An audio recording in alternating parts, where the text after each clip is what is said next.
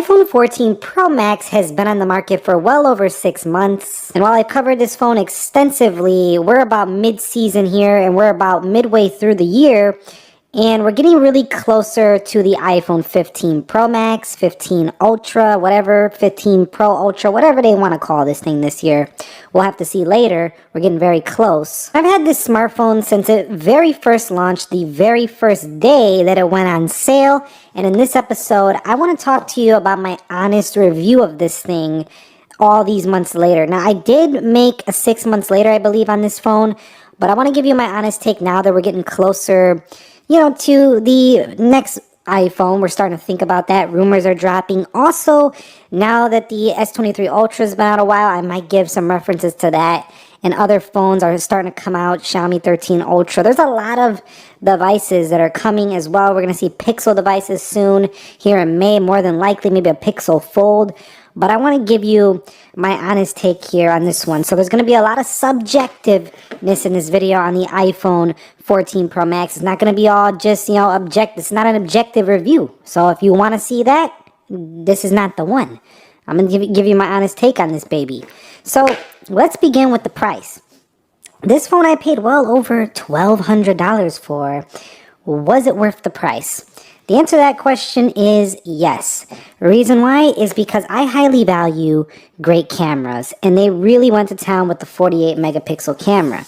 Now, in the camera world, you're going to pay well over $2,000 to get a Sony camera with multiple lenses and stuff like that. And having great cameras on a smartphone really, to me, makes the price worth it.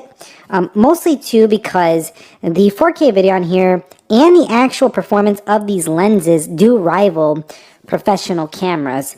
And for that reason alone, I do feel like the price point of these phones are really kind of worth it.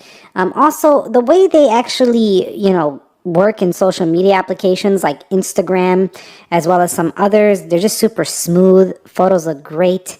No matter which you're using, you can go ahead and follow me here if you're interested. This is where I post things about my life as well as mostly about smartphones and technology. So Nick Ackerman channel, Instagram handle right there.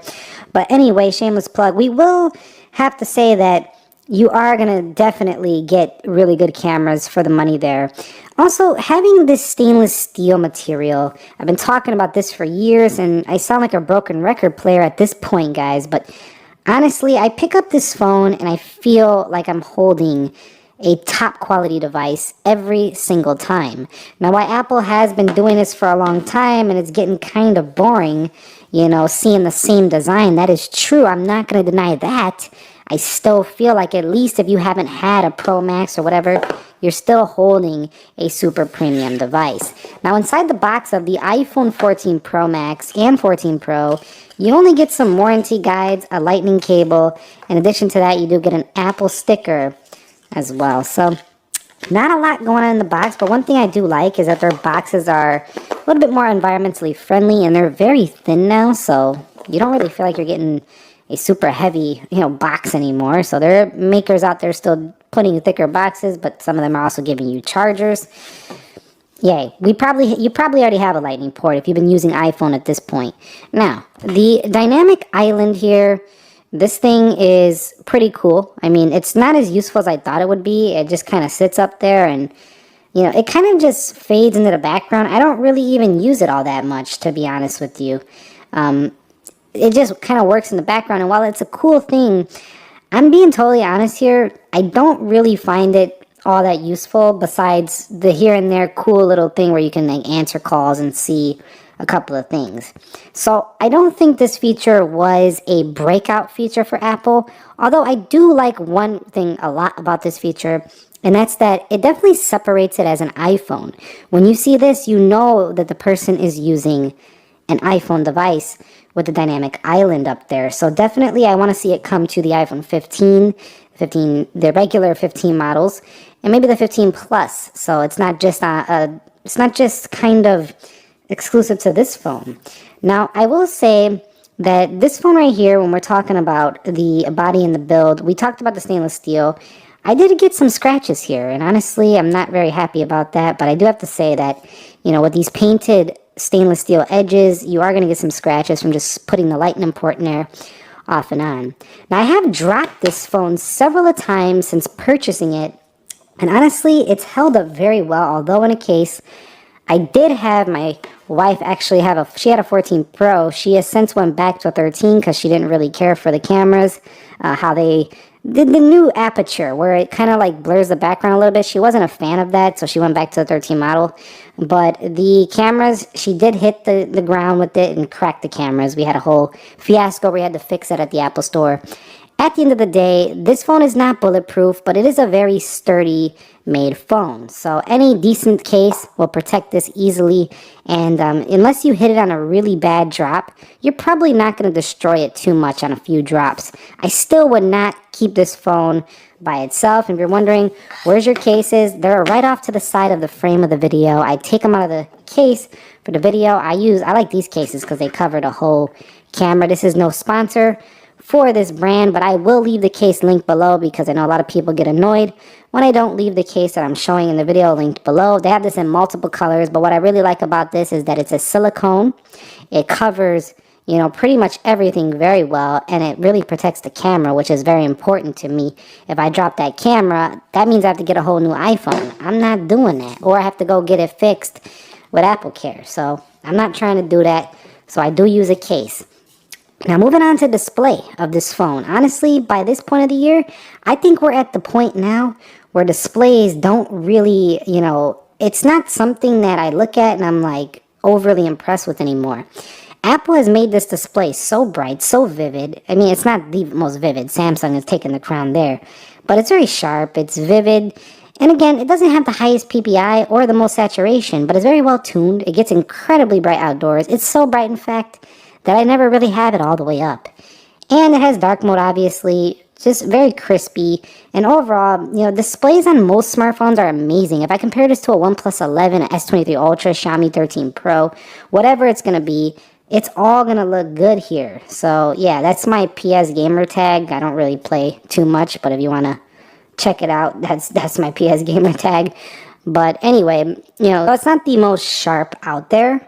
There is higher PPIs, but nobody's ever going to notice. It still has a really good panel. I don't like how Dynamic Island gets in the way, though. I don't care that it's been 6 months later. I literally still can notice that it gets in the way. And there is an iPhone 12 with a notch. That also gets in the way. But with Dynamic Island, it's so obvious because there's also some screen around the Dynamic Island. So I'm just drawn to look at it. Like my eyes are just like beamed on it a lot of the time. So I definitely do not prefer this phone for media consumption, when I pinch into the full screen. I'm watching a video, I don't really like to pinch full screen on this phone because I just can't stop looking at my vitamin pill up there. That's why I like to call it, because it looks like a Tylenol or something. But definitely, I'm not really feeling that. But overall, this display, just incredible. Months later, honestly, I don't really have an issue with it at all. It's incredibly smooth as well with this adaptive refresh, 120 hertz. Now, performance with this phone, with the Apple A16 Bionic, you've seen it in multiple videos, went out in Geekbench, went out in a lot of areas. But one thing what it really retains that a lot of smartphones don't actually give you is the incredibly smooth consistency. You'll find that on a lot of phones in the higher end bracket. But where Apple really shines is developers really spend their time to make flawless executed apps here on the, iPhone. So it just feels like sometimes the applications just are a little bit better designed or a little bit smoother.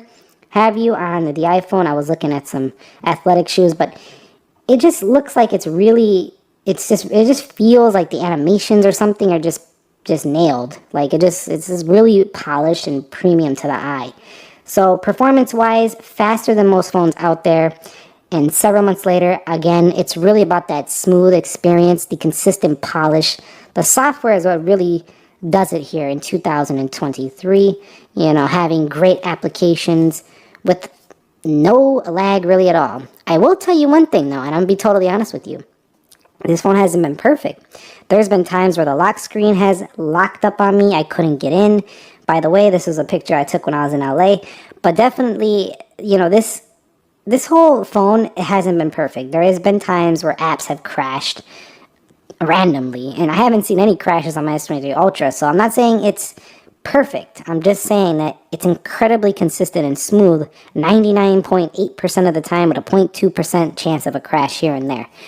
But it rarely happens. And some people who are watching this video are like, what is he talking about? They've probably never seen a crash on their phone. And if it has crashed, usually it's a bug in a particular software version. Now, speaking of software, moving on. How am I feeling about the software? I feel like the software is rather boring these days if you're into wanting newness.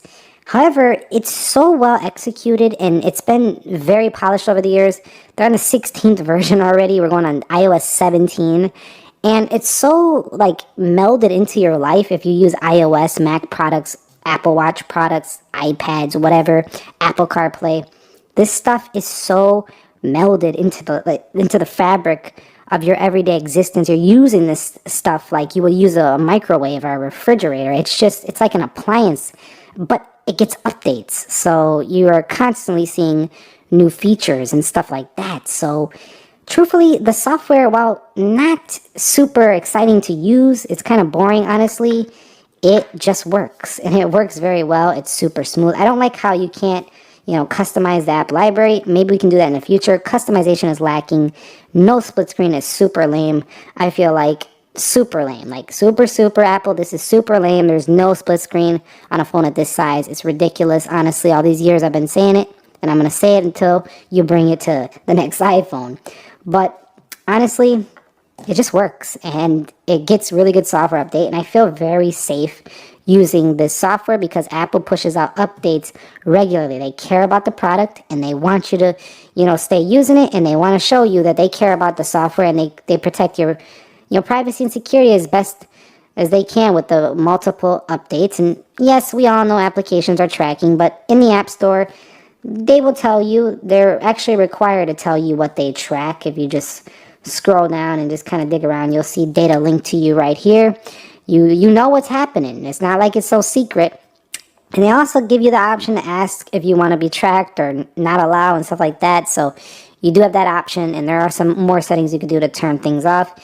So I'm not saying it's perfect. It's not 100% private. No smartphone is probably the most private, but security-wise, I feel pretty secure about my data using a phone that gets software updates from one of the top smartphone makers in the entire world.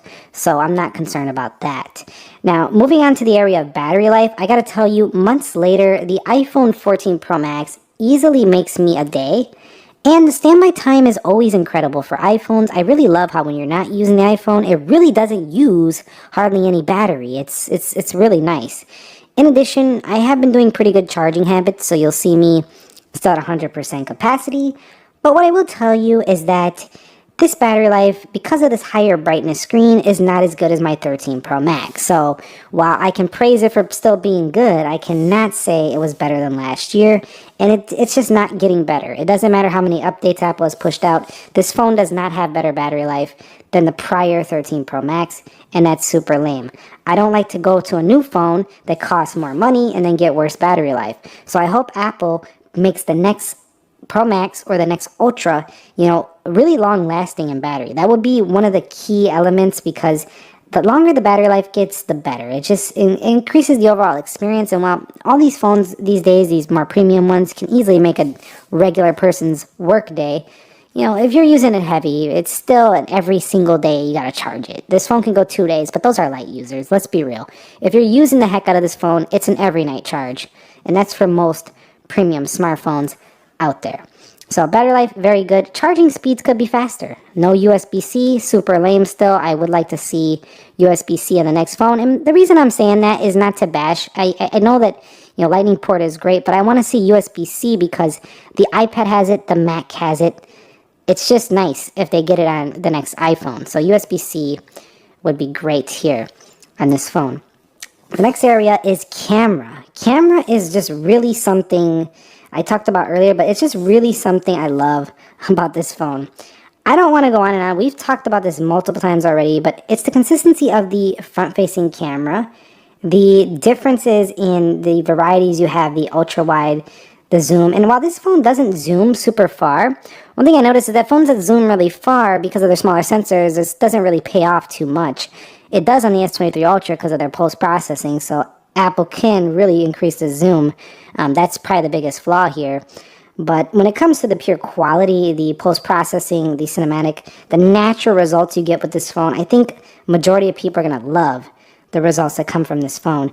It really reminds me of a device that can replace a mid-tier actual camera, like a $1,000 to $1,500 camera. This could probably replace that. I'm not going to say a $2,000, $3,000 A7 series with all your full frame lenses, but some cheaper mirrorless, some cheaper 1-inch sensor cameras, while those will do better in low light, for the majority of smartphone users, for the majority of users out there who just want to take generally good photos and videos, this thing can definitely replace that stuff. Honestly, I've made videos on this channel, didn't even tell you I was recording with this, and you guys didn't even notice. You were like, the quality, you didn't even say anything about the quality. You didn't even notice I changed. That goes to show you that, because look, I'm shooting right now on a 1-inch sensor Sony. I absolutely adore this camera. I've been using it for over a year, and you guys seem to like the quality, so I'm going to keep using it for now. But if I used this and made the next video and didn't tell you, well, you probably would know now, you wouldn't actually care. You would probably just think, it's just another video, let's watch, so that's what I'm trying to say. Now, if you're a professional, you know all the ins and outs of cameras, you definitely will find value in actual cameras. But this thing, I mean, we're getting to the point where, do you really, really need a professional camera unless you are actually a professional? You answer the question for yourself. Now, audio quality is booming on here. It's excellent. The phone call quality is also great. Hold on, let me check this real quick. The phone quality is excellent as well. Apple has really gotten better at their reception strength. This phone has been solid in all respects. I haven't really had any issues. And Samsung, while I think they're probably the better for this stuff, I still think Apple has really caught up. They're doing much better than they did on the 11 Pro Max days when we had that Intel stuff in there. So definitely super good, super fast, 5G. It's all there. What else can we talk about here? Face ID, still feeling kind of like iPhone 10 days, just with a new look with the dynamic island. So that's just kind of like tried and true Face ID. I still would have liked to have a fingerprint sensor on the home button as a second option. Touch ID in display, something like that maybe, but not there. Silent switch is as classic as ever. And at the end of the day, I still love that this phone gets a great resale value when I do decide to get rid of this one right here. But honestly, mid-season, would I recommend a person to purchase this now? Honestly, I don't know. At this price point, it's quite high when you're only like 4 or 5 months away from the next one. So it's kind of a tough recommend unless you absolutely don't care about being on the latest and greatest that is coming and you just want a smartphone that's top tier right now. In that case, I could recommend it. But if you're looking for a long term and you could wait it out, I probably would wait, just because you're probably going to see an improved version of this in terms of the battery life, maybe even improved cameras once again. So you're kind of spending a lot when the next greatest is just not too far away. So the only person I would really recommend this to is just someone who wants to upgrade now. They're just ready to go. And honestly, it's still great. Like, I find this phone is going to be an amazing device over the next several years. I still can't get over last year's iPhone 13 Pro Max. I mean, the 13 Pro Max was probably, this phone almost feels like it was unnecessary. Like, Apple could have took their time, just skipped this one, and made the next iPhone, because the iPhone 13 Pro Max is so similar and it's cheaper. They could have probably just, do like they did with iPad Pros, just wait an extra year and made it a 2-year cycle. What do you guys think about that? I don't know. Let me know your thoughts down below. But that's my honest mid-season review of the iPhone 14 Pro Max. If you guys have any questions, comments, please consider dropping them down below in the comment section of this video. Thumbs up.